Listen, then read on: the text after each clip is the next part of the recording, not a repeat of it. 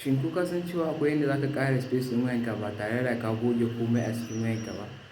Ko da wayanka ya cika kana so ka install ɗin application ko kana so ka tura wani fim ko wani abu haka, sai ka zo ka ga an ce wayanka ya cika ba sai ka je ka goge wasu music a wayanka ko ka goge hotuna ko wasu bidiyo ba. Ka biyo ni a cikin wannan bidiyon zan nuna ma yanda za ka free up space a wayanka, za ka samu space a wayanka ba tare da ka goge komai ba. Kar ku manta kafin mu shiga cikin bidiyon nan a danna mana liking, a danna mana subscribe sannan a danna alamar ƙararrawa a yi following ɗinmu saboda muna kawo abubuwa masu amfani kuma ku gani da ku ƙara da shi. Da farko in ka shigo cikin wayanka kamar haka. Ko dai idan ka shiga cikin dial code ɗin wayanka kamar haka, za ka danna wannan code ɗin ne *9900#. Kamar yadda kuke gani gashi ya kawo mu. In ya kawo ka nan sai ka zo wannan gurin da kaga an kasa delete dump state ɗin nan allocate, sai ka danna kan shi haka.